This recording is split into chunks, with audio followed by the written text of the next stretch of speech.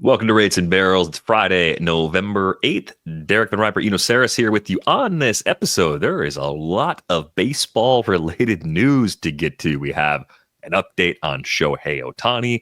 We may have an update soon on Roki Sasaki, whose status as an international free agent should be determined in the relative near future. So Eno wrote about Sasaki's arsenal. We'll talk about that and the possible impact he'll have if he does, in fact, come over to Major League Baseball at some point this offseason. We got updates on Spencer Strider and Ronald Acuña Jr. We got a trade. We had a surgery for David Fry that we were already worried about. It's also option season. There are qualifying offers. There are guys changing positions, some real, some hypothetical. We're going to talk about all the implications of that over the course of the next hour or so. You know, how are you feeling coming off of First Pitch Arizona? Good. It's always like a marker. It's so crazy because sometimes it's like the day after the last day of the World Series, but it's always a marker for, okay, that's over. Now focus on next year. It's such a thing in baseball where like it's such a cyclical, seasonal thing where you're just like, okay, now we switch over and now we look forward. The calendar flips. We were in a couple of drafts that started up in Arizona. They will be resumed on a slow draft clock when the calendar flips to 2025. We're going to save some takeaways from that for a future episode because we're going to talk about draft and hold strategy in its own episode this year. That's coming up probably about 10 days or so from now. So we're going to have a special guest join us for that to talk about the differences of those leagues versus other leagues. But before we get to that, let's just focus on some news. Shohei Ohtani did, in fact, have left shoulder surgery. It was an arthroscopic procedure to repair a tear in the labrum. It looked pretty bad when he was like, the first game back, especially when he was like jogging back from first, holding his arm in like a weird, like as if it was in a sling. Like that did not look good. And the assumption at the time is that that was also with the help of some painkillers too. So if you feel like that with what we assume to be some pretty nice painkillers, you've done some kind of damage. And I guess the other takeaway for me, just thinking about how teams talk about injuries or how they use players who might be hurt, is just because you can't get hurt worse doesn't mean you're not hurt badly, right? So putting him out there and letting him continue to play in the World Series was an indication that there was only a minor problem. It was that he's having surgery either way. So if it's also your options are, I don't buy that he couldn't have made it worse. I think you can almost always make it worse with most things. I think that's a general lesson. But I think the forward-looking question with Ohtani, this is supposed to delay his return to pitching a little bit because it's going to cost him rehab time. Obviously, Shohei Ohtani uses his right shoulder for pitching. He had surgery on his left shoulder, but it still has an impact on what he's able to do physically in the short term. I thought this was interesting. The reports are pointing to him being ready to DH in spring training and be ready for opening day. Once again, the Dodgers have an early start to the season this year, beginning the year March 18th in Japan against the Cubs, which, hey, I know we got to get on our 2025 budget and plans real fast, but I'm down for a live show in Japan if we can pull it off. Yeah, powers that be, if you're listening. I would really enjoy going back to Japan, but there's going to be some pressure on getting him on the field. Yeah, in his native country. So maybe I wouldn't bet against it, but I might fade him a little bit when it comes to production. I know it's the back shoulder, and we discussed this a little bit, but you have to look at some of the comps. I mean, I know, Bellinger and Tatis were front shoulders, but I just have to think that he's not going to hit 54. He stole 59 bases. Yeah. Anyway, I'd have to think that he's, not going to hit 54 homers again. I think something maybe along the lines of his 2022, might be something that's reasonable. 34 homers, 273 average. I also don't think he's going to steal 59 bases. He hurt himself stealing a base. So I don't know if it's going to be the 11 he stole in 2022. That was before the new rules. The 20 he stole in 2023 seems reasonable. So I guess my back of the envelope projection is maybe like a 280, 36, and 22.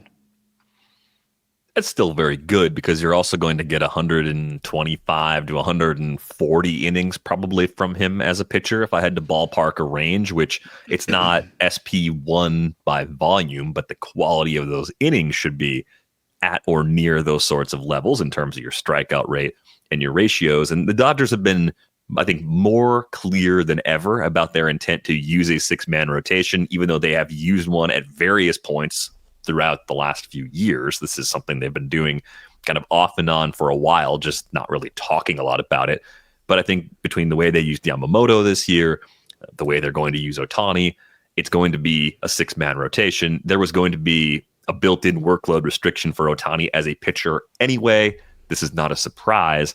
All of these factors kind of swirl together and lead to a question of, well, if you're sitting at 1-1 in an early draft and we're not sure at this early stage after surgery if Ohtani is going to be 100% on time or when he'll even be 100% once he comes back, are you taking him 1-1 or are you going a different direction? Because before this injury happened in the World Series, I don't think there was a lot of argument you could make against him, even in weekly formats where you can't get hitting and pitching stats simultaneously. I don't think there were arguments against Ohtani being the consensus 1-1 entering 2025. At least now I think people could entertain the argument, and I would wonder who you'd want to take instead. I think in a weekly league, it's going to be difficult to use him in the most optimal fashion. Now, if it's a daily league where I have one Shohei Ohtani and can slot him in a pitcher and can slot him in a util, I think he's still 1-1. But in daily league, still 1-1. Yeah, I agree with that. In a weekly league, I think you're looking at somebody like Bobby Witt Jr. Is that a crazy idea? No, I don't think so in a weekly league because the downside of the 6-man rotation is losing a handful of weeks where you would have been a 2-star pitcher. Those are going to be pretty rare for everybody in the rotation, not just Ohtani. And then you also wonder what iteration of days off, the new Ohtani rules, as we saw kind of in 2022 and in 2023, those were much more aggressive as far as how they were letting him work around pitching than what we saw when he first came over. I would imagine we're going to see something closer to that in the long run, but there's still added injury risk of doing both things. That's been there the entire time. So I think the weekly formats are particularly challenging. I think the thing that I landed on maybe a year or so ago, though, was that even if you can't use him both ways every single week, you have to think about in-season play with that flexibility. You have to think about the other guys you're relying on. Let's say you're using Ohtani mostly as a UT for the first 2 months of the season, right? Predominantly, you're just using him for his counting stats as a hitter, and you draft enough pitching where you feel pretty good about your team for the first 2 months. The first 2 months happen, and either a bunch of guys on your team get hurt, or you're wrong about a couple of guys, and you need a starting pitcher with great ratios and a great strikeout rate. Finding the equivalent of Ohtani as a pitcher on the waiver wire is very hard, if it's even possible any given time. So toggling Ohtani into your pitcher spot in a weekly league and giving up on the hitting stats, while it would hurt you, you're still getting something pretty significant back with that in-season sort of adjustment. So I think it's easy to fixate on what you were saying before. Yeah, you don't get both every week, and you kind of have to decide what you're willing to pass on for a while. I just think having that in-season option when the rest of your roster doesn't take shape the way you want to make the adjustment is pretty darn valuable, even though it's a weekly adjustment. I mean, it's why the Dodgers spent so much money on him too, and why I doubt that Juan Soto gets, all of the Shohei Ohtani money, because that Juan Soto doesn't open up new strategies necessarily. Juan Soto doesn't offer you the ability to get value out of a player if he's hurt with one in one way and not hurt in another. There's ways. Yes, there are ways that Ohtani can hurt himself. Maybe he can hurt himself in two different ways because there's a pitcher and a hitter. But there's also ways that he can help you if he's hurt in one way and not the other. Like this year when he couldn't pitch and he still had an MVP level season and they won it all. So that's the same sort of thing in fantasy where it's like, yeah, I hear what you're saying. He opens up other strategies for you. Let's say he doesn't steal as many bases and you're just killing it in homers, and RBI, and you're down to bare bones pitching. You may actually switch him over. So I hear you on that. Bobby Witt's just such an easy, high floor with ceiling, not hurt option that I could maybe go seeing that way. But when you start talking about other players that are being taken in the top of the first round, I take Ohtani over all of them. I mean, if you're talking about Ohtani versus Judge, I know Judge is not hurt, but Judge gets hurt. They all get hurt. Come on. They almost all get hurt. Yeah, and Ellie De La Cruz has the batting average K percentage problem. Jose Ramirez, I don't know. The projections aren't going to be there. You're going to put an aging curve on him. Gunnar Henderson is interesting, but that's pushing. Like right now, his smallest pick is 4. It's pushing the room really hard, and I think Gunnar Henderson had a great season. I'm not sure there's a lot more in there, especially because I don't think he's going to leg it out as much as Bobby Witt and steal as many bases. So I think I'm with you on Witt over Ohtani at the moment, just until we have more information. Easily could flip if everything's going as planned once we get to February, once we get to the lead up to that early opener. But I think I'm also on Aaron Judge over Ohtani at this moment too. I mean, I think it's easy to take the Aaron Judge injuries, the toe. I remember last year it wasn't just the toe, but when the toe injury happened, the takeaway line was it's something he'll have to manage for the rest of his career. And you hear that and it's a little scary and you're like, oh man, that's going to be a long-term problem. We should ask Trevor May about this. I wonder how many players have a previously sustained injury that does impact them as far as being something they have to maintain, where it's extra stretching, extra work, extra something, extra agility, extra workout stuff they do just to maintain it, right? I imagine that number is a lot higher than we think. I think we just were hyper focused on it because we saw the injury, we saw how much time he missed right after it, and we thought, oh no, this is another fluky, weird injury that happens to this guy that's so big that he just has more ways to get hurt than anybody else. I think some of the Aaron Judge injury history is pretty fluky. So I'm not as worried about it as other people are. And look, I mean, Ohtani was the highest earning player in Roto last year, but Judge was 2. Judge was almost a $52 player in the player rater. I mean, that's far and away number 2 on that list. I mean, the part of the park that he hurt himself on in LA is no longer exists. It speaks to what you're saying about flukiness. On the flip side, when we were talking about pitching and the Dodgers going to a 6-man, I think there's a little bit of, and this, I don't know how much this takes away from Ohtani as a player in fantasy or whatever, but because it's still, hitter plus pitcher. But as a pitcher, I would sort of downgrade Ohtani, Yamamoto, Glasnow, the top end expensive starters for the Dodgers, because you're never really going to get 2-start weeks from them. And I think the over-under on collective innings from the 3 of them may start with a 3. And so, I think that means that they're all bad picks for like sort of top 15 as a pitcher. Because in some leagues, Ohtani is a pitcher alone, right? So Ohtani is a pitcher. I don't think it's top 15. I don't think Yamamoto is. I don't think Glasnow is, because Glasnow just went through this. He had one of the better seasons he had in terms of bulk, and he was the 20th best pitcher on the season. So, I think they're all like decent around 20, but I think they're going to go more expensive than that.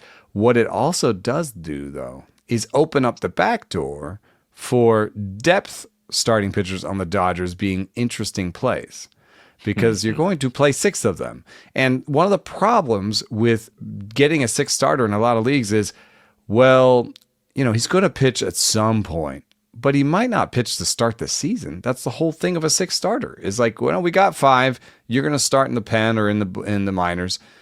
Not in the Dodgers. The 6th guy is going to start in the majors. So it actually makes guys like Tony Gonsolin, Bobby Miller, Dustin May, and Landon Knack a little bit more interesting, because they may, even if they are slotting in as the sixth starter for the Dodgers, start the season in the rotation. Among those guys, I still like Bobby Miller as a bounce back.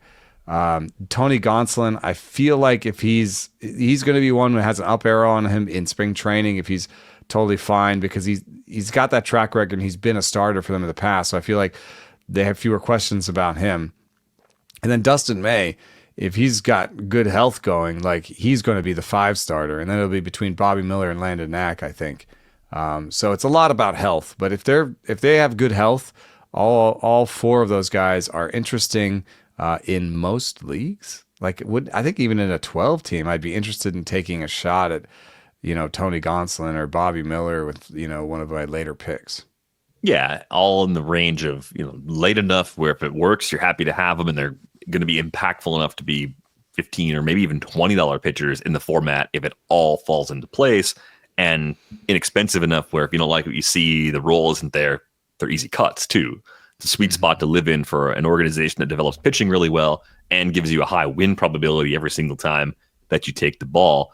I wanted to say really quickly about Knack is that the update in Stuff Plus was not kind to him. He went from a 104 Stuff Plus to a new Stuff Plus of 91. And frankly, given the characteristics of his fastball, this actually feels a little bit better. And also given, how hittable he looked in the postseason, it kind of lines up better. So I kind of like the Landon Knack maybe 4th out of those 4. Well, hey, remember, Tyler Glasnow. Sign somebody. They could definitely sign somebody. Tyler Glasnow just had that interview with Foul Territory at the end of October. Said he had the imaging on his elbow and, quote, "It looks like it's fully healed." So I hope it is. I'm not laughing at him. I'm laughing at us trying to be excited and confident about it. Like, it looks like it's fully healed. It's okay. So based on the imaging, which is never perfect, it looks. Oh my God! Like how many times I'm looking for a second opinion, and somebody else looks at it and goes, "No, I don't see the same thing." Right. So we'll see where that goes. The other Dodgers note, by the way, there's more talk of putting Mookie Betts back on the dirt, playing him probably at second base, which would come at the expense of Gavin Lux's playing time. And I think it's easy to sit here on November 8th and imagine a few scenarios in which Gavin Lux is traded to another club and playing every day somewhere else, as opposed to being a super sub or a bench option for the Dodgers. I mean, I guess so. I also have to point out that a Muncy, Edman, Betts, Freeman infield is ancient in terms of what's actually out there in terms of defense in baseball. I mean, it hasn't bitten them because they're so good at positioning that they can outposition some of their aging athleticism. And I think that's part of the math they're doing. But if they put Pages in center and that's their infield, and they just spend around the edges on the corner outfield and stuff like that, you'd have to think at some point it'll bite them in the butt. And so I wonder if they keep Lux around as a super sub just to be like, hey, we may DFA Chris Taylor by the time spring training ends. And you're actually the only person under 30 on this infield. And so I think we want to keep you around just in case, we actually think this was a bad idea and want to put Betts back in the corner outfield. I know as well as anyone, if I finally write off the possibility of the Gavin Lux leap towards 20 homers and 15 steals, finally he can be the Vic Robles of 2025. I know that I can put that into the world. But are you forgetting his September? I'm forgetting everything about Gavin Lux's second half. I realized there was that point, I think it was July, where it looked like everything was falling into place. And he got to a career high 10 homers. But the thing that he didn't do that I thought he would do more was run. It was August that was so good. August. I thought that Gavin Lux would steal 15 or 20 bases because stolen bases are basically free. I thought he was fast enough to do that, but I don't know. Maybe year one coming off the ACL, he wasn't comfortable with that. Dodgers weren't comfortable with that. I don't know. They let Ohtani run as much as he did, so something makes me think that Lux just isn't ever going to steal a lot of bases. And that makes me There's a little bit fair sad. amount of BABIP. I know we talked about this. Gavin Lux swung harder and, had more power and stuff, but he also had a 390 batting average on balls in play in the second half. And no matter what you think of his new approach, I kind of like 390 is not his true talent BABIP. So if you take 40 points off of that, then he's more of a 260 hitter with a 350 OBP, 450 slugging. That seems possible if he's really made a change to how fast he swings the bat. That would be, a 20, like an outside shot at 15-15, 20-20, 20-10, something like that. That would be a really great breakout season, but you're right. Now there's more questions about his playing time. And you look at the defensive metrics, I think he was a -2 for defensive runs saved at second base, -4 by outs above average at that position. Little bits he played shortstop. I think he was fine, but it was like one game. Like doesn't seem like one of the third innings at shortstop. No, that doesn't seem like an option at all. It hasn't played for the Dodgers in the outfield, I think, since 2022. So I don't know. I just don't think the traits I thought Gavin Lux had, I don't think the Dodgers agree. I think they see something a little bit different when they look at what he brings as a player. If they do finally trade Gavin Lux, I feel like the only thing they could trade him for is a shortstop. Or they could just trade him for a reliever. I think they just get a bullpen arm for him because league average-ish bat with not a lot of power, not a ton of defensive value. I guess it doesn't have the trade value it used to, yeah. No, I think a second division team would play him every day. The Dodgers won't because they don't have to. Mm-hmm. Let's talk about Roki Sasaki for a moment. Varying reports out there about whether or not he's going to come to the big leagues a little bit early. By that, it's just foregoing money. If he waits longer in Japan, the amount of money he gets is significantly larger. A decision is supposed to come soon, whatever that means, a couple of weeks, I guess. But the more important question for us, I think, as people who analyze things from a fantasy perspective, is just how good is the arsenal now? You wrote about it in detail for The Athletic this week, and I was a little surprised that compared to what we saw in the World Baseball Classic, the dip seemed to be a little bit more than just the environment being different, right? The World Baseball Classic, the outings are shorter, guys are pumping on a little more adrenaline, so we tend to see things that aren't necessarily sustainable from starters. You kind of account for that going away from the World Baseball Classic, but I don't know. I came away after reading your Sasaki story thinking the ceiling might not be as ridiculously high as I thought. Still interesting, but just not a future SP1 on the board, like more like a rotations ace for a little while, as opposed to a guy that's going to come up and look like Paul Skeens coming over from Japan. Yeah. I was surprised by how many questions I had as well, because I remember the World Baseball Classic where he sat 100, and looked, every bit the guy that threw, a perfect game in Japan, and has been a 2 ERA guy over there and just been, dominant. But, that same year he averaged like 98 in Japan during the regular season. Okay, that's the translation. It's 100 at the World Baseball Classic when he's pitching, 60 pitches per outing, and it's 98 when he's pitching 100 plus, in Japan, pitching 100, throwing 100 plus pitches. The next year it was a little bit down, and the most recent radar gun average that I've got from him is like high 96s. So, the lower the velocity goes, the more the shape matters. And you have somebody like Shota Imanaga who came over and, had plus shape on his fastball. And so it worked at a lower velo. And so people, anytime velo comes up, people are like, explain, Imanaga or explain something else. And it's like, okay, shape does matter. The shape in Sasaki's fastballs doesn't necessarily speak that well to it. It's not a high rider. What it is one of these ones like a Gavin Williams fastball. If it was 98, 99, 100, it might be a Brandon Woodruff fastball. But this year alone, we saw that how much velocity means to Gavin Williams' fastball. Because at the beginning of the year, he wasn't throwing as hard and maybe had some arm troubles and stuff, and it wasn't good. And then near the end of the year, he started throwing harder and it was better. So there's that risk with Roki Sasaki that he's tied to his velo pretty strongly, and then his velo is going down. So he's also had a lot of injuries over there. He's averaged around 100 innings per season in Japan, and when you put him on a list like this, he looks really good. And this is the 100-mile-an-hour stud that threw a perfect game. And Roki Sasaki has the best 3-year strikeout minus walk rate among peers that have come over and pitched well in Japan. So he has a 28% K minus BB the last 3 years in Japan. Shohei Ohtani only had a 23%. Yu Darvish had a 23%. Yamamoto had a 22%. These are all, by the way, plus. Averages 12, 13, 14. So they're up there. Tanaka had a 22%. Imanaga had a 21%. Matsuzaka had a 20%. So Senga had an 18%.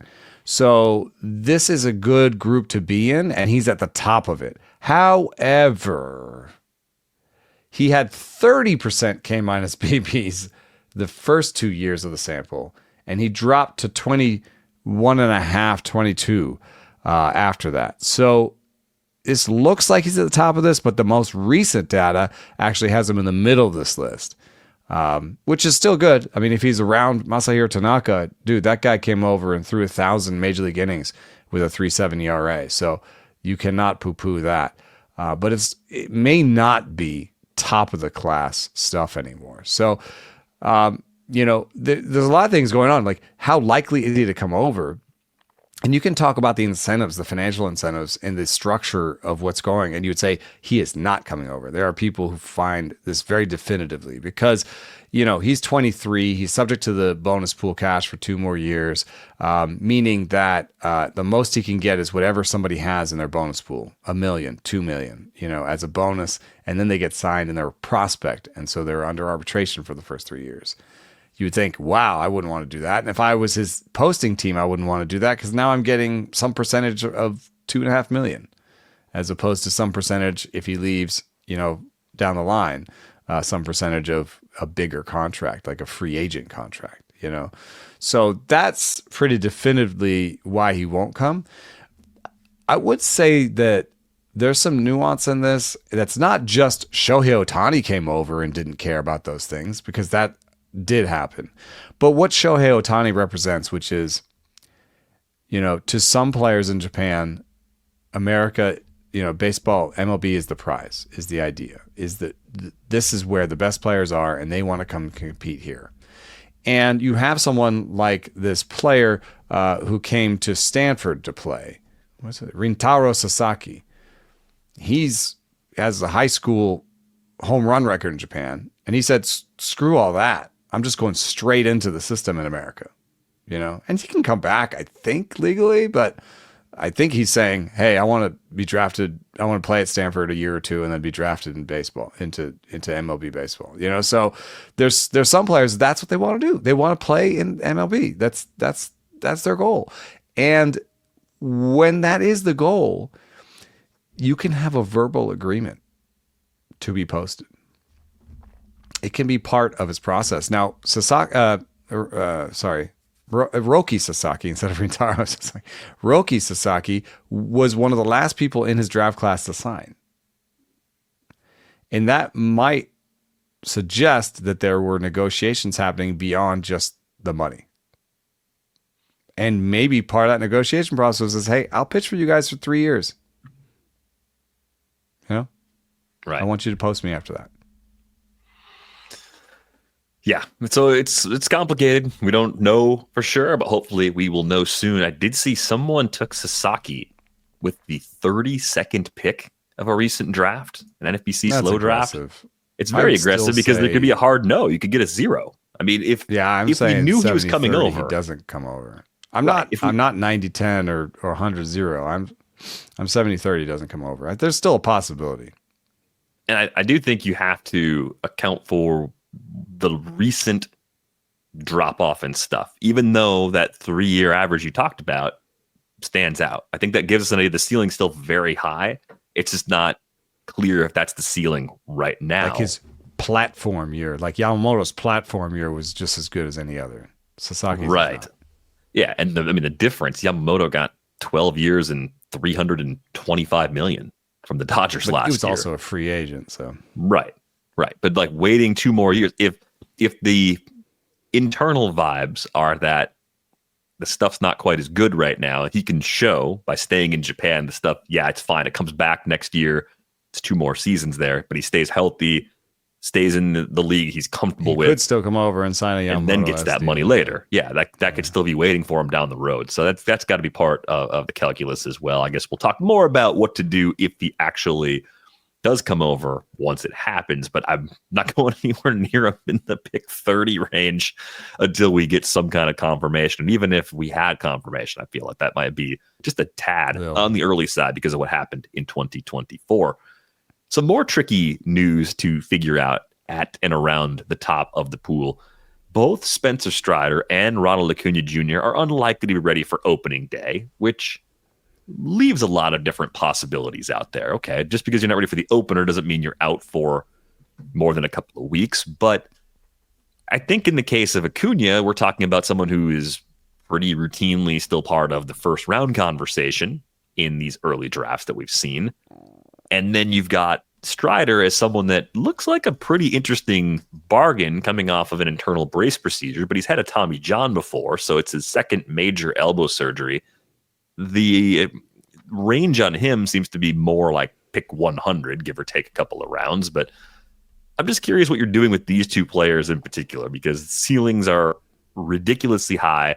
But in both cases, it's their second major surgery on the same area. Acuña being his second ACL repair, and Strider his second major elbow procedure. Yeah, I don't mind where Strider is going at all because he's basically going as an SP3, and if you know the nice thing, as I said at first pitch, starting pitcher injury is a little bit like batting average, where if you take a low batting average guy, it's harder to you either have to punt that or it's something you protect. If you take a high batting average guy, you have more options open available to you near the end of the draft, right? You have other things you can do. You can take a low batting average guy. If you take a low batting average guy and you're trying to massage your batting average, then you start looking at smaller pools of players, right? Or punting. And so you can't really punt health. I mean, you can, but it may not work out that well for you. I'll have to say that from experience. And so health is like this thing that I'm going to probably be a little bit more, or just I have been doing this for a little bit, is just being a little bit conservative with health in my first 2 picks, or at least my first pick. Because I want to have a guy that I think will make it to the end of the season. You know what I mean?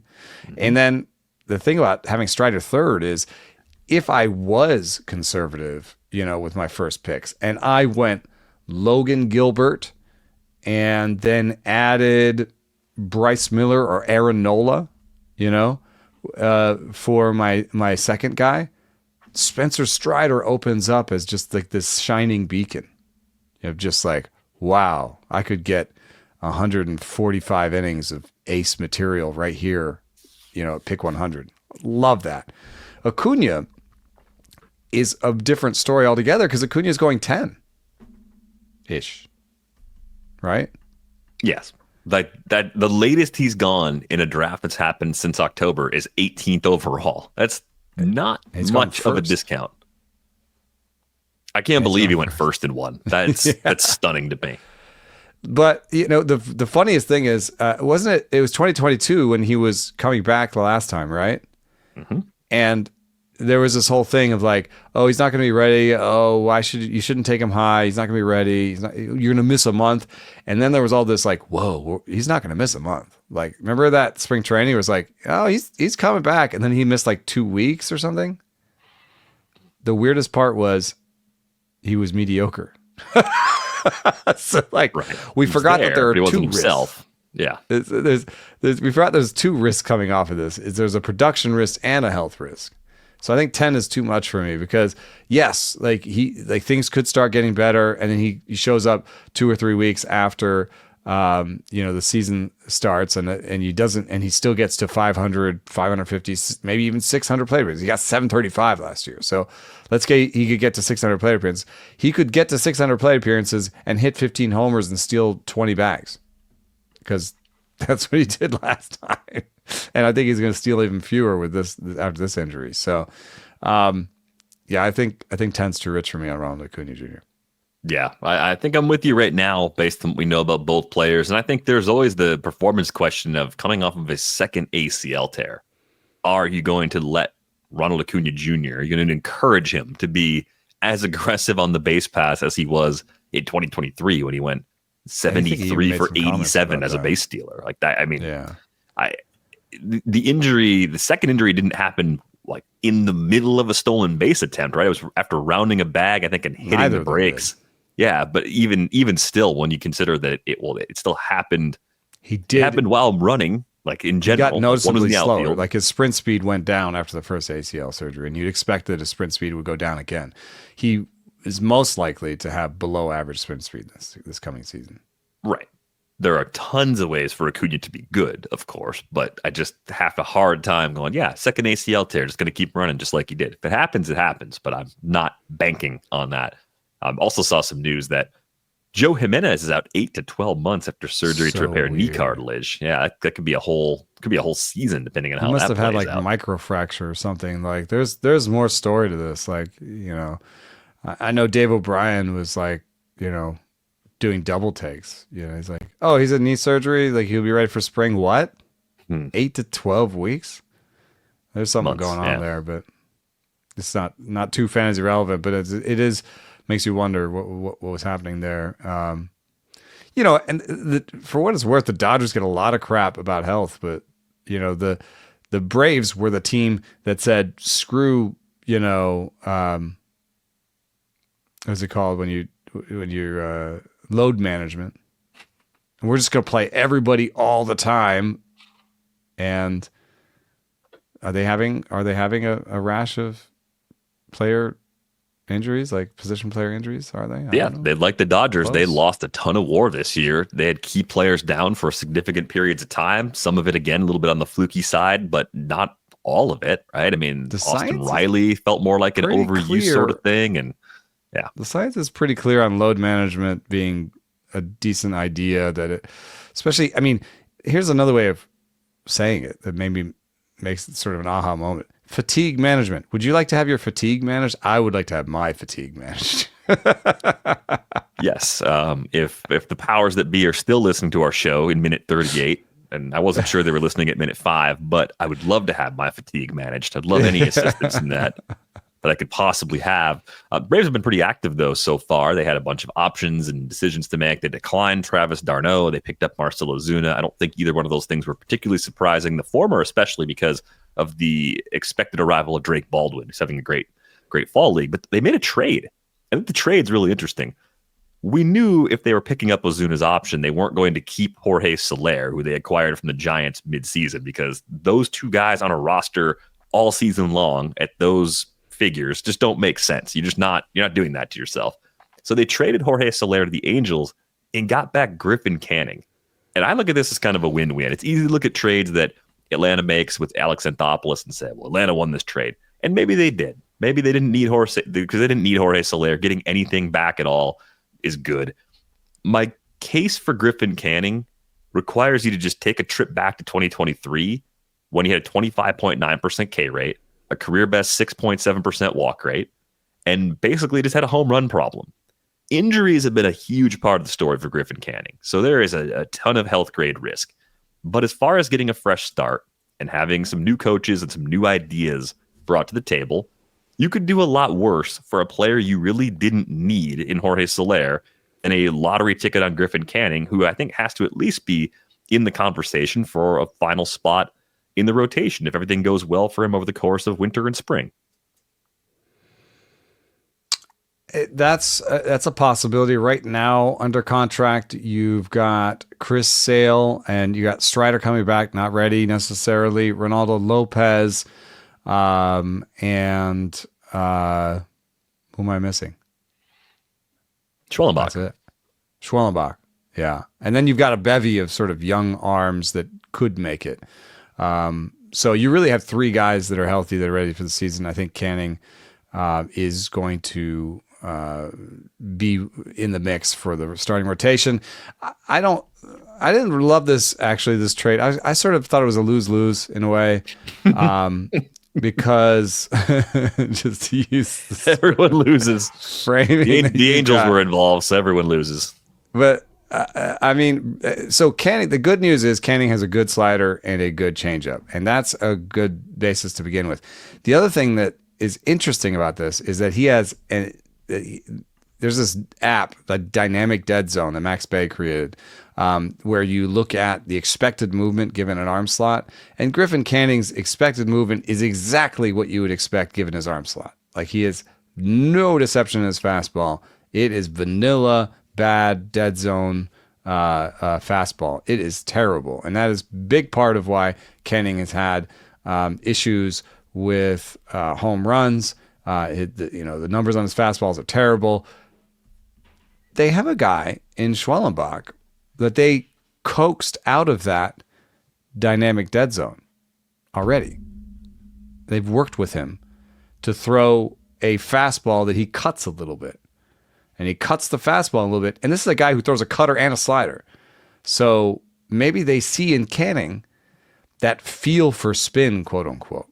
Like they think, hey, this guy's a little bit like Schwellenbach. Like, if we could tell him to cut his four seam and just get that away from it, what's expected, maybe we could have some success with him.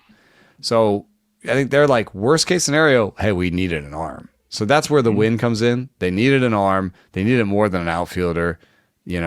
Money wise, it was a good idea for them. They needed to cut a little bit of money. It all makes sense.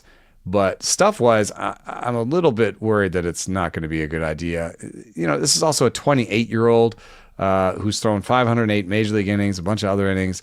You're asking him to change his fastball. You're not asking him to change a secondary. You're asking him to change his primary pitch. That makes me a little bit worried. On the Angels side, you just clogged up DH on a team that has Mike Trout that really should be moving towards DH. And I don't think you want to put Soler on the field to put Trout at DH. So that doesn't make any sense. But you do want to get some miles off of Trout's knees. So I think this is one of those things where, maybe there's a little bit of, I better get this team towards contention or I'm out of here from the GM. But it is a little bit like they made themselves a little bit better in a way that I'm not sure will make a difference. I'm going to rewind myself. I'm going to say I think it's a win-win from a fantasy perspective because Soler ends up in a place where he can play max.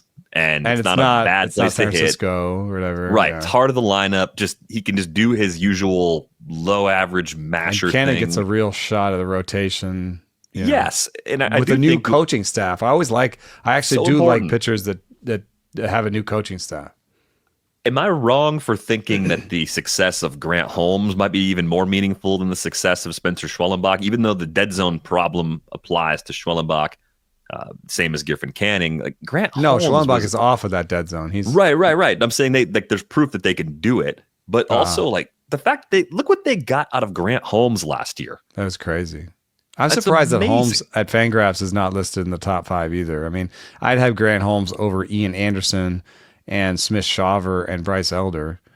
So I think Holmes is the 6th starter. In fact, I think Holmes is the 5th starter to begin the season because Strider's not there. I'm not sure how much money they have to spend either. They're at, 230 against a 240 first apron. I don't know if they're going to go into that.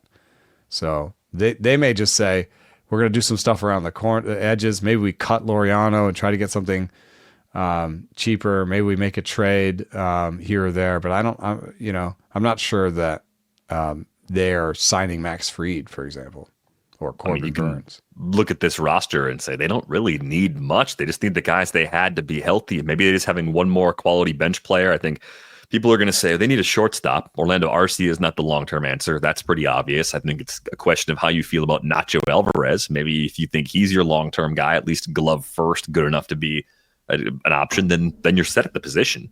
You don't have to go out and do anything big. So it's maybe bolstering your depth to take some of the wear and tear off of the guys you've used as workhorses in recent years. That might be the best thing you can do. No. And they're stacked, dude. I mean, this is such a good team that they can afford shortstop to not be a good bat. Mm-hmm. I mean, I think Sean Murphy's going to come back, and I think he's going to be an above-average bat and be a good catcher. And they made that bet when they let Travis d'Arnaud go and didn't take his option up. So they're going to have rookies, Chadwick Trump and Drake Baldwin are you're going to be the backups. They think Sean Murphy's going to play a lot. They think Riley's going to bounce back. Albies is going to bounce back. Molson's going to bounce back. Acuña's coming back. Harris is still ascendant. So that leaves left field and shortstop as places that they want to be cheap and hopefully not terrible, but they mostly just want to be cheap in those places, I think. To your point, though, about the Angels, I think if you've gone this far where you are pushing Trout as a center fielder, I don't think you have to go all the way to DH right away. You can try a corner first, see how that works. You could see occasional DH duty, just test a few things out. Whereas in the Ohtani era, that wasn't even an option. At least you can still do that. You can take Soler out of the lineup for a day. You can live with the defense in a corner for the occasional start. So you have a couple of toggles. The trickier thing for me is if you wanted to play him at first base, Nolan Schanuel seems like an important player to them. Even if I don't see him as an important player long term, they seem to like him, and that matters a lot more than how I feel about him. And they're going to say, well, he had a 343 OBP in his second season, and he added some power. He popped 13 homers and stole 10 bases, and I guess that's all true. 106. Yeah, it takes that to be a major leaguer. Really, it almost every like this is he may not be a regular still. I have to point that out. I mean, I need to do this real quick. StatCast, qualified batters, Max EV, bottom of the list. Stephen Kwan, Nolan Schanuel, Sal Frelick hit a ball 106.6. I'm not even sure he's a regular yet. He might be. Jacob Young, 106.7. He may not be a regular. He may be a glove-only guy. Justin Turner may not be in the big leagues next year. Isaac Paredes, what a downturn. And that's 107.3. So, I think the price for entry into the big leagues right now is 108. That's where you start getting Spencer Steer, Ceddanne Rafaela, Luis Arias, Jose Altuve, Michael Garcia, Anthony Volpe. These are guys with non-premium bat speed. And Schanuel is looking up at them. So, yes, for the Angels, he may be important because they have an abundance of riches there, but I'm not sure he's a major leaguer. And that's, it is interesting that Nico Cavadas has been playing a lot in the Arizona Fall League and that they acquired him from Boston. And he's also not an exit velocity god, but he's more regular in those ways. He hit 113 in 2023. He's also really bad at striking out. So he's, if you could just smush Schanuel and Cavadas together, you might have a better player. Well, you can't. So not really. just double checking. You still can't do that. They also added Kyle Hendricks. We have so much rundown left. Let's go. Yeah, let's go. Tons of rundown. They added Kyle Hendricks to be the new, according to Discord, the new Zach Plesac. And I said, yeah, that's pretty much it. Like innings. That's all you're getting. I'm not sure there's a lot of fantasy at the bottom of the stuff leaderboard is like Marco Gonzalez, Martin Perez. These guys aren't terrible. Like, it's not a terrible move to sign Kyle Hendricks at $2.5 million. It's not a bad move. It doesn't mean anything to fantasy. It's probably not a good idea for you to pick that guy up. But some of those guys will pop. In the worst case, it's a guy who's going to throw you innings better than your minor leaguer who's not ready yet. Right. Just buying innings. That's all you're really hoping for there.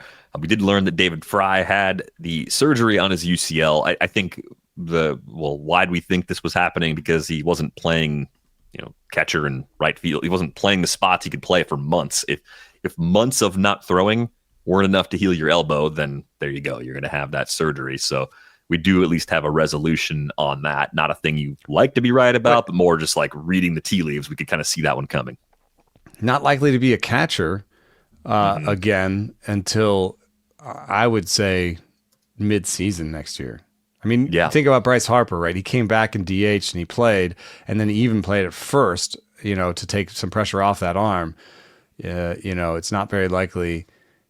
Who else did Trevor Story have Tommy John? Yes, he did. And he didn't play shortstop again until after the midway point, I think.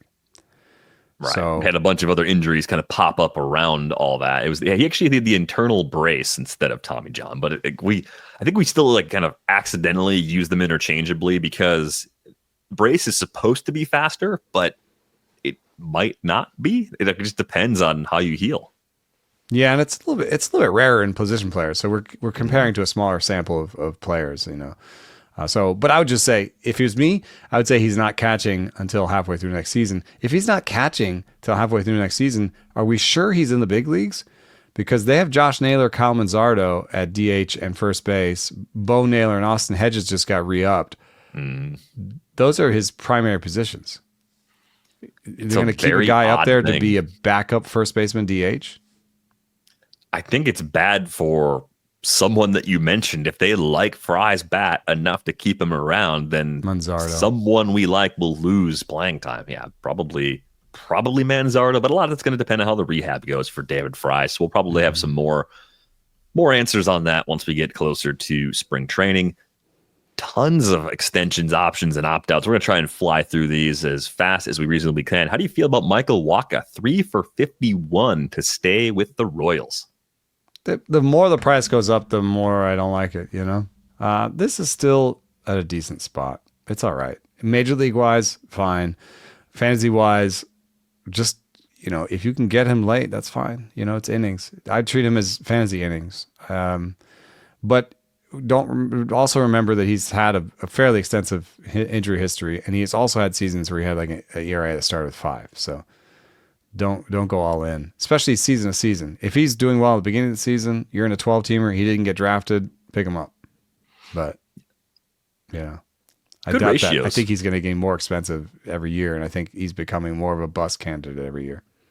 It's amazing to look at it, but 6 different teams in the last 6 seasons and 3 consecutive years with an ERA in the low 3s with good whips too. It's the K rate that can lag. Before that were 476, 662, and 505. So yeah, well, that 662 came in just 34 innings in 2020. Right. But yeah, to your point, the high 4s and 5s are there, and that was with decent underlying like swinging strike rates and things. You're like, well, this is kind of weird. Why is he this bad? So you look at Sierra, you're going to see a lot of 4s. That's probably the safer place to expect things to go. Maybe with the defense behind him in that park, it's a high 3s instead of a low 3s. It works, but it's not as exciting as we probably like it to be. Not a bad extension, but not one that we're in love with either.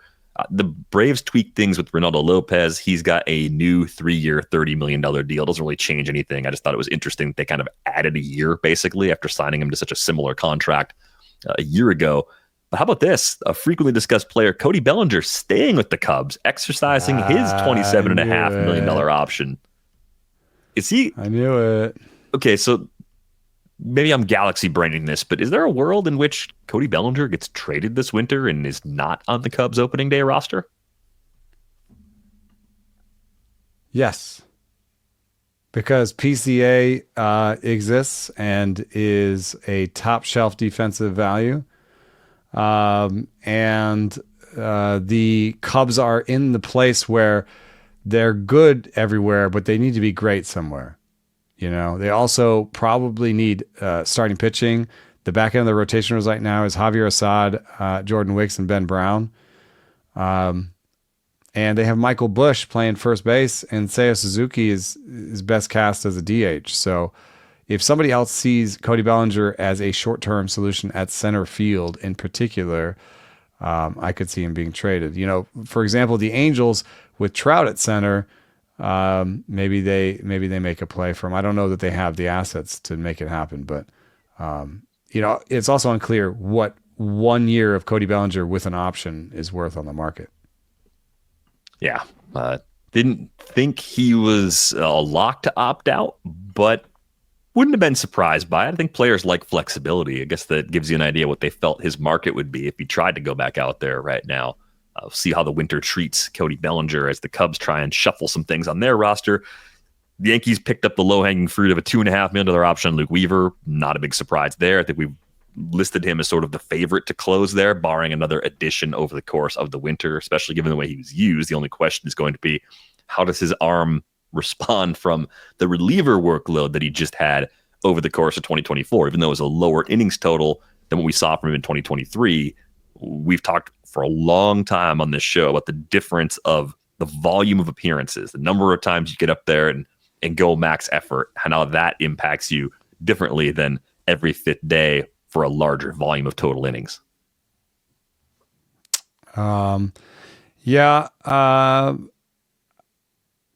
still think, it's a tough one because everything else is like, I love him, like he's a stuff plus god, and he made all these changes and he just looked great, and he seemed to really take to this new role, and he's the closer for the Yankees. And I don't think that they have a bunch of money to throw around to get another closer. And the way that the Yankees and Dodgers in particular have worked is they spend everywhere and find relievers. So even if Weaver loses his job eventually, I'm talking myself into liking him. I know that there's a fatigue component, but maybe that shows up another year, not necessarily this year. Right. And we'll see if they change the way they use them in the regular season a little bit. If they are going to use them more to close out games, maybe they ease some of the back-to-backs or 3 in a rows or different things, or the more than 3 out saves. There's a lot of ways they can sort of dial down that workload. So I would treat Weaver the way we've treated Clay Holmes in recent draft seasons, kind of a good closer too. If he stays in that outside the top 100 overall range, if he starts creeping up higher than that, then maybe I start to back away because of some of those year-over-year workload concerns. The Garrett Cole situation was odd. We got that news at first pitch that he was opting out, and then before the actual deadline, they said they reversed course. They were still working on possibly adding years, but he is not available as a free agent, even though it looked for a brief moment like he was going to be. Yeah, it's really weird because the contractual language was if he opted out, the Yankees could void that opt-out by giving him another year and $36 million. And I think the Yankees were like, nah, like I don't, $180 million, your velo's down, your age, you can go check it out and, check the market out. And I think, I don't know, what would have been like 180? Yeah, I think that's 5 and 180 if they had tacked on that extra 136. I don't think it's impossible he would have gotten that. I mean, think of the deals that DeGrom and some like Scherzer and Verlander deals. Maybe it signaled a little bit of nervousness about the RSNs and the sort of financial stability of the game right now. Or maybe Cole was like, no, actually I like New York, and 4-1-44 is fine. Right. And maybe they can still just add something onto it anyway. Maybe it's an extra year for 25 with incentives that could bring it to 40 or something. And that's the happy medium they actually, land on. As a team, have an incentive of signing him to like an extra like $15 million contract to lower the AAV of everything. Right. So there's probably a happy medium there. The Orioles picked up Ryan O'Hearn's option. Thought that was maybe a little more borderline, but that one kind of stuck out to me as no, that depth chart stays sort of crowded. And Ryan O'Hearn made a lot of changes last year. And I think it's the classic example of taking a different path to the same result, right? He was a 118 WRC plus the year before with a 22% K rate and a 4% walk rate. So in 2024, he slashes the K rate to 14%. He walks 9% of the time, most since 2020. And he's a 119 WRC plus. He hit 15 homers this year. In 494 plate appearances, he hit 14 and 368 the year before. So less power, fewer Ks, more walks, almost the exact same result.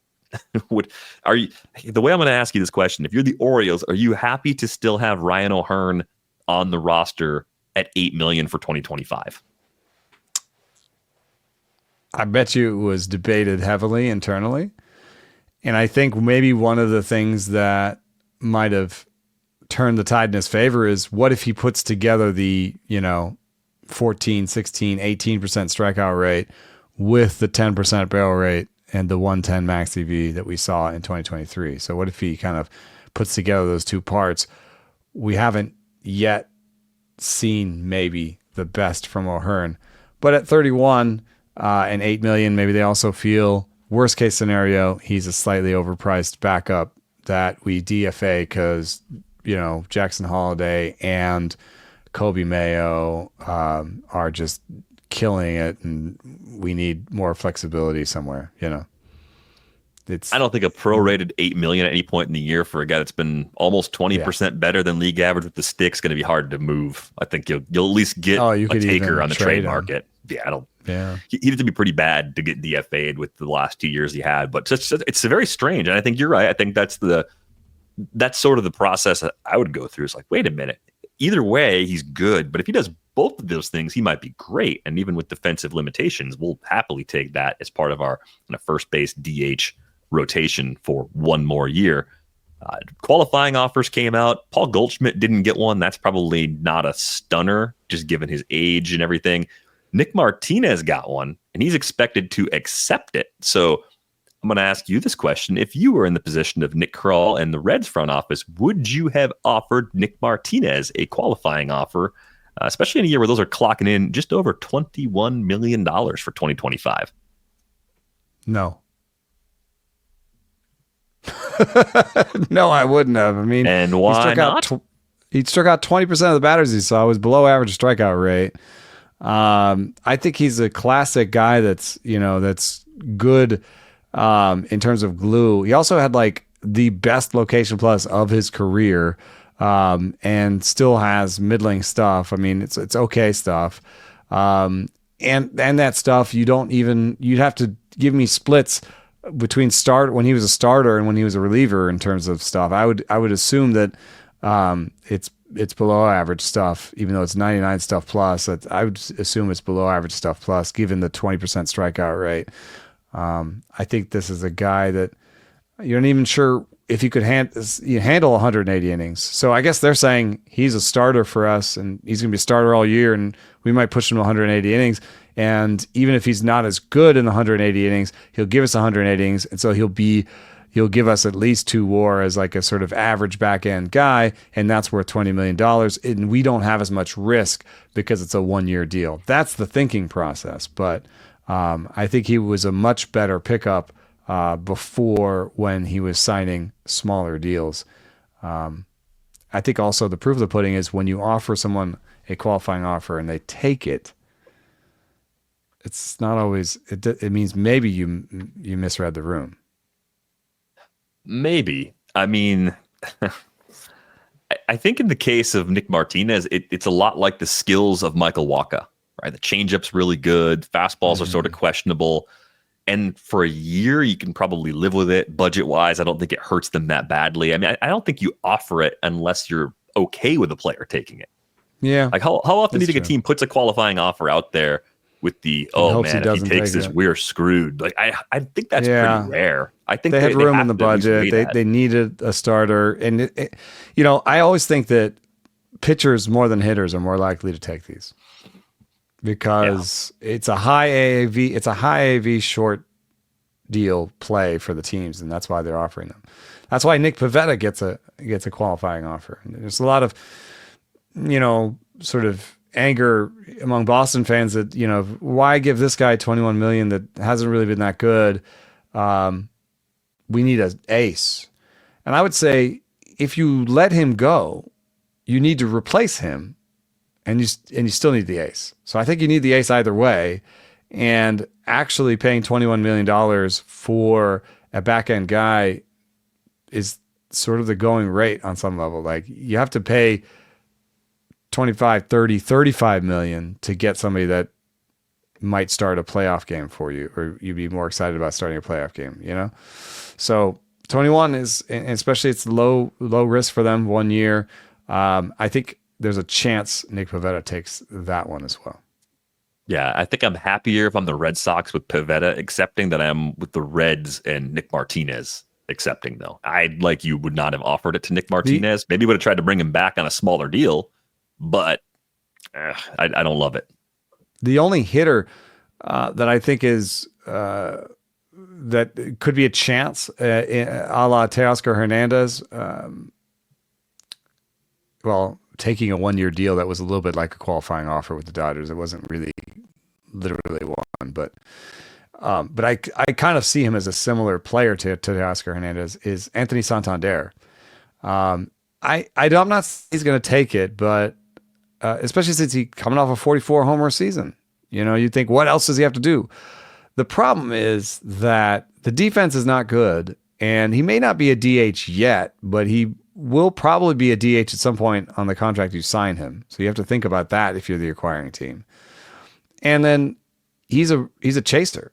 He's a little bit like Teoscar in terms of he chases a lot. Now, he's a little bit better than Teoscar at making contact. So maybe you could talk yourself into saying, hey, he could chase, start missing some of the things he chased, and his strikeout rate could go up to 23%. Still manageable. So that might be the math that's going through people's heads as they offer him deals. But I personally would have been more excited about signing Santander to like a 3 and 50, 3 and 60 type deal. There's something about this long term I don't like. I've seen some projections for 140 million, no, 6 years. Not gonna. I mean, cannot. I can't see that. You're talking about a guy who has a career 307 OBP. I know that's analog, but you're going to look at a guy who is now 30 years old and you're going to make a 9-figure outlay on an OBP like that. If he had a phenomenal glove at a position that teams cared about, maybe. Not a chance. He doesn't. I think the comps to Teoscar are very fair, though, in terms of look at what the market's done to Teoscar. Teoscar took a big 1-year deal with the Dodgers last year. And even before he was a free agent, we talked about Teoscar Hernandez as such an obvious qualifying offer guy. You're happy to go year to year at what is basically a max arbitration number, but you don't want that long-term commitment because when it breaks, it's just not that good. Now that they've had proof of concept with him and they've had the money, from the World Series coming into the coffers, and they don't have to pay the draft pick problem. I think Teoscar comes back to the Dodgers, but Santander back to the Orioles doesn't make as much sense. So he's really harmed by this qualifying offer, I believe. And there is a chance. I wouldn't say it's more than 50%, but I would say there's a 20, 30% chance he takes it. I know he just had a platform here that you want, but if he takes it and does okay again, they can't give it to him again next year. And then the teams that are acquiring him don't have to say, oh, he has all these flaws and I have to give up a draft pick to sign him. Right. I think it's hard to imagine, even if he were to come back and basically repeat what he just did, though. Fast forward a year.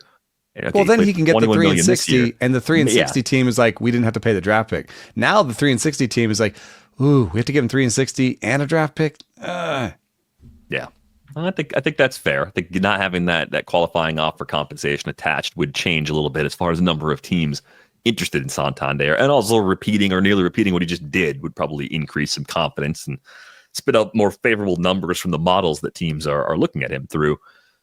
A couple other surprises here real quick. Robbie Ray didn't opt out. I thought there was a chance he would because everybody needs pitching, so he's still a Giant. Are you a little surprised that Robbie Ray did not test free agency with 2 years left on his deal? I was. I thought he would go. 33, the gas was back, the strikeout rate was back, the walk rate was back. His agent must have, I know it's illegal, but his agent must have had some knowledge of the league and advised him to do this.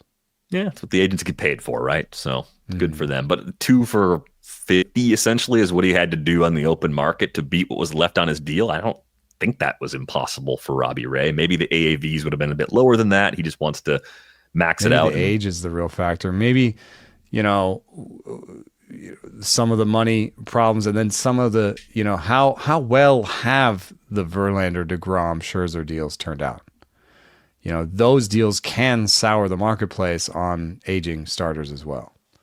So there could be a little bit of that. Plus, he has to think the next 2 years, I'm in a place, I'm being paid $50 million, and it's fairly likely that my numbers will look good in San Francisco. Yeah. So maybe I can get one more 2 and 50 deal at the end. And getting 4 and 100 today might not be possible. Yeah. So you're getting the better long-term result by sort of choosing where you are right now. I think that's it's a good way to look at it. And the other thing that kind of ties into Santander, the Diamondbacks exercised a $15 million option on Eugenio Suarez. He still plays third base. And Rhys Hoskins exercised a player option at $18 million to stay with the Brewers. I think that gives you a pretty good idea of how sluggers with limited defensive values and low OBPs feel the market is going to value them. That Rhys Hoskins, even at age 31 right now, he'll be 32 in March, didn't want to go back out there. And this is a guy that has a better career OBP than Santander. He's coming off of a much lesser season, of course. Probably the worst season we've seen for Rhys Hoskins, highest strikeout rate, lowest OBP. So it made all the sense in the world for him to take $18 million and possibly run it back. And maybe better things are ahead for him. But I think it gives you a hint of the downside of a player like that. And again, I say that as about Rhys Hoskins, as someone who's a better long-term bat. Once they are a DH, they're in the Jock Peterson bucket, who got 1 and 12.5. And Jock Peterson, despite his maybe lefty-righty limitations, is good for OBP. Mm-hmm. So they may not be more than 1 in 10, 1 in 8 guys, once they are DHs. And how far are they from being DHs? So that's what it's like. If you're looking at Santander and you're saying in the third year he's a DH, he's worth $8 million that year. And it's a big problem. Oh, we're gonna do this? Whew.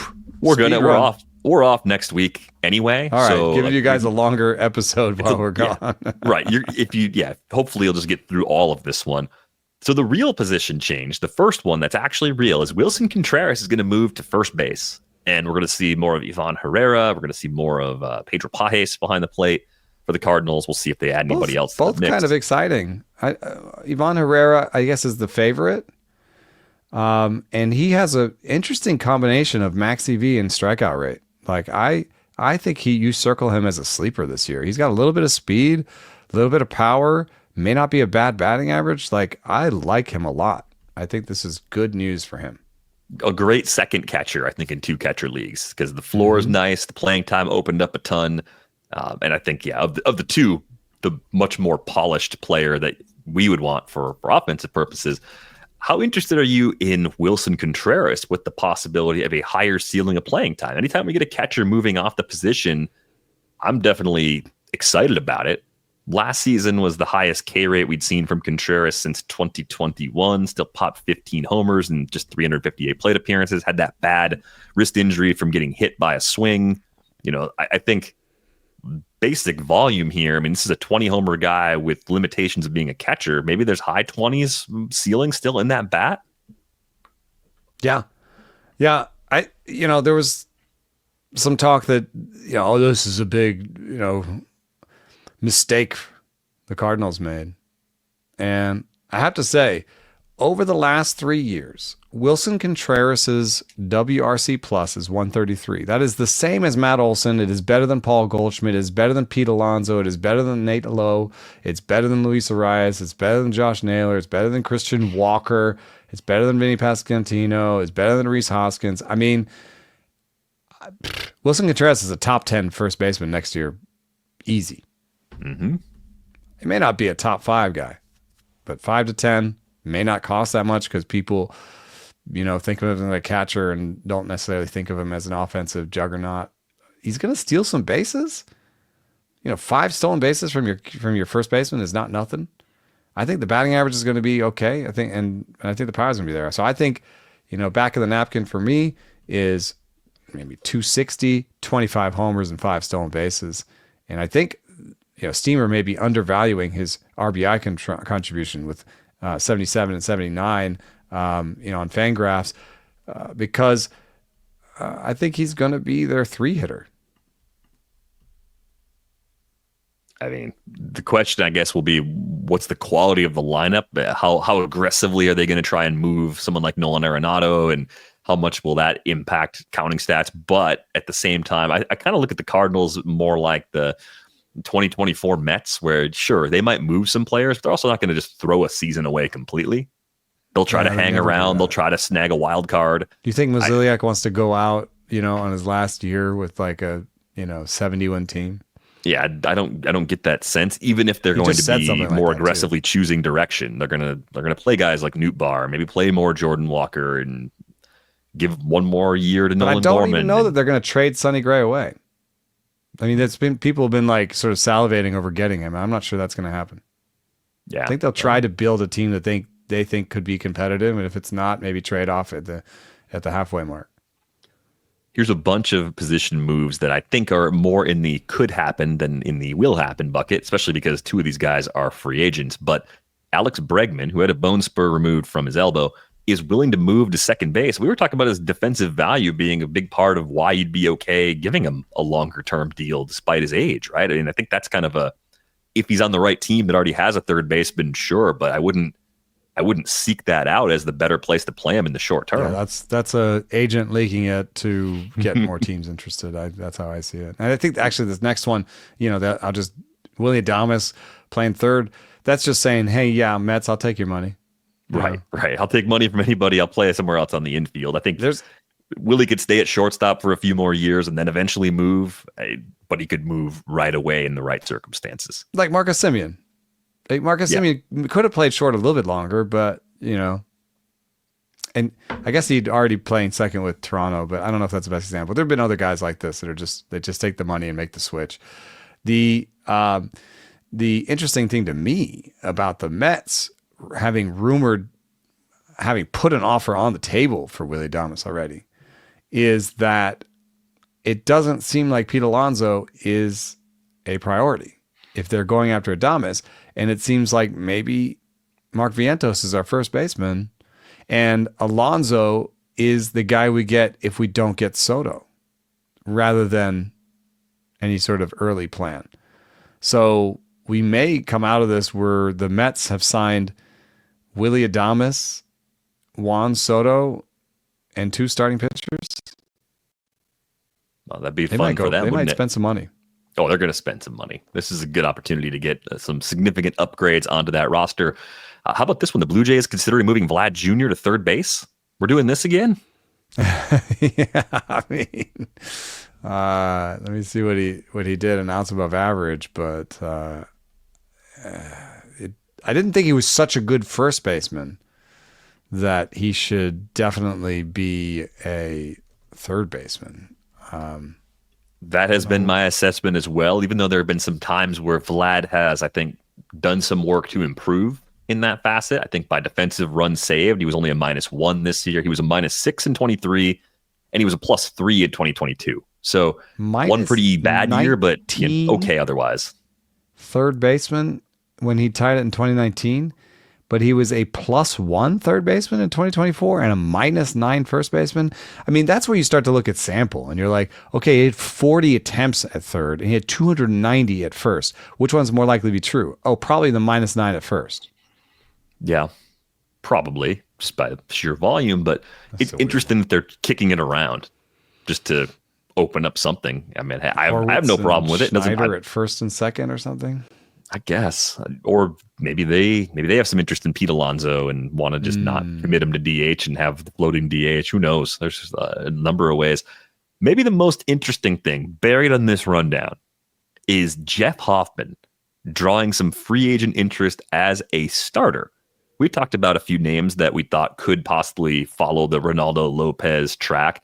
We just learned, I think today, breaking news, Mason Miller staying in the bullpen. The A's are not going to do the Garrett Crochet thing with Mason Miller, at least not in 2025. But does Jeff Hoffman, as a former starter, have a good enough combination of secondaries and velo where he could give up a little bit of velo, still have enough pitches and enough shape and enough command to make the move back to starting again? I think it's interesting because most of what we saw of Jeff Hoffman as a starter came in Colorado, and well, that's really hard to do, right? I mean, he had a little bit of a window in Cincinnati, kind of splitting the role, but basically made that move for good in 2022. He's such a different player than he was in Colorado, but I think there's something to this because I've seen basically when you go to starting from relieving, you lose 5 to 10 points of stuff plus, and you can lose that. You know, the place where it's the most important is off your fastball. And so somebody like Ronaldo Lopez, he lost a little bit more than that. He went from a 124 stuff plus fastball to 91. But and he went from 125 stuff plus to 96. So that's a bigger drop. But it's a similar starting point to Hoffman. 125 down to 96. Hoffman was 122 stuff plus last year, 128 in 2023 and 116 last year. So if he has a less of a drop off than Lopez or about a similar one, he could still have average-ish, above average stuff for a starter. He has a 4-pitch arsenal right now, with 2 fastballs, a splitter, and a slider. So in terms of width of arsenal, he's got it. And then the last thing I look at is, can he command his different pitches? He had above average locations on both fastballs and a 97 on the slider. So in location plus on the slider. So I think this guy can locate a bunch of pitches. The question is, how far will the stuff fall on the 4-seam? If it drops worse than Lopez, or even about as aggressive as Lopez, it gets a little bit dicier, because then you're talking about a 90 stuff plus on the fastball. And, if it drops below 90, then you're putting a lot of pressure on how wide the arsenal is, how much command he is. And I don't think he has above average command. This is the first year he had average command according to Location Plus. So it's not a set in stone thing, but I like him just about as much as my Nate Pearson and Griffin Jacks ideas. So I think I might have to write this one up. All right. Well, I'm excited to see that write-up. And I think, he does have a few different toggles he can make, but when you're already throwing your slider 40% of the time as a reliever, and you're putting more pressure on your 4-seamer, it's the other pitches that you're going to have to throw more. It's going to have to be more splitters, more 2-seamers, I think, or a new pitch. Maybe he can, if he still has 4 as a reliever, maybe he can add a cutter. He can find something else that can come into the mix and also help take some of that pressure off. We shouldn't not mention the Giants planning to move Tyler Fitzgerald off shortstop. Yeah. I think that bodes poorly for his playing time projection, on top of what you would assume was a lot of regression due to the strikeout rate. So I think there's a large collapse possibility with Tyler Fitzgerald. I don't know how much I would invest in him. Right. I mean, I think the Giants, regardless of the influence of Buster Posey at this point, I think they probably have some amount of skepticism about how sustainable Tyler Fitzgerald's 2024 is, even if they are, in fact, proud of themselves for sticking with it, giving the opportunity and developing what they've got so far. Just moving him off shortstop already without even having the new shortstop on the roster probably gives you a little bit of an indication of that lack of confidence overall, right? Also, why would he say that out loud? Well, he's new to that particular aspect of his job. So that's something he might not tell people in the future. It's not good. You know why? I mean, it's obvious why, right? I mean, now you're talking to Willie Dom. He's like, oh, you don't have a shortstop. Right. Yes. That's that. Even if people on the outside could look at Tyler Fitzgerald and draw that conclusion, it's different for them to do it than for Buster to say he's moving off shortstop. Say it publicly. The other interesting thing on the rundown, Ben Brown is going to have a scan on his neck soon in hopes of being cleared for a normal offseason. I'm glad I'm not the only one who uses normal offseason as a phrase after being gently schooled by Pat Murphy last year for asking about Aaron Ashby. If Ben Brown is cleared for a normal offseason, I am very excited about what 2025 could bring for him. I was trying to get him at the end of the season in keeper leagues.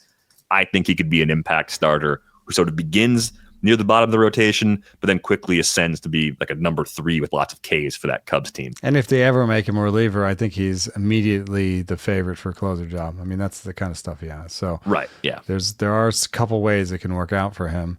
I see a funny one on here. Royce Lewis could see more time at second base. Royce Lewis, who has said he does not like playing second base. That's great. That's exactly what you want for one of the players that you're going to be leaning on for these next couple of seasons, as you probably don't spend a lot of money in Minnesota. You might be going through an ownership change. You've got TV money problems, all of these things. So you take a guy like Royce Lewis. You're like, why don't you play a position that you don't like when you can play a few? I mean, it's who's the favorite to play third base? Is it Miranda? He's not a very good third baseman. It'd be Jose Miranda, based on what they have right now. Yep. And That's then weird. Julian playing more first base if they don't bring back Carlos Santana. I'd be very happy with what I got out of him, but I'd be getting nervous about his age. I mean, he was the oldest regular in baseball last year, I think. So we're going to start checking in with some of the beat writers we have about offseason plans for teams. I think the Twins will be a fascinating one. The Cubs will be a fascinating one. So we'll have those episodes coming out in the near future. I mentioned before, we're off during the upcoming week. It's our rare 1 week off. We don't take a lot of weeks off. Usually we get one in November. Take Thanksgiving week off. We'll bank some stuff. You'll have something to do there. Yeah, we'll drop a few episodes even when we're not working at the very end of the year as well. So tons of content on the way. It's been restorative to have a little bit of a break. I've been thinking about what to do with the podcast. I think we'll have some really fun things to do next year. If there were things we didn't do a lot of but you liked, please tell us in the Discord, because we are considering all these different options, maybe even some shorts for our YouTube page. And so if you have ideas on that regard, please help us, grow and be even better next year. And part of that process is taking a sort of retreat, a 1 week retreat. And we'll be back with you soon. All right, it's going to do it for this episode of Rates and Barrels. Drop those ideas in our Discord channel. We have that available. The show link, or the link is in the show description if you'd like to join Discord, if you haven't done that already. That is going to do it for this episode of Rates and Barrels. We're back with you on the 18th of November. Thanks for listening.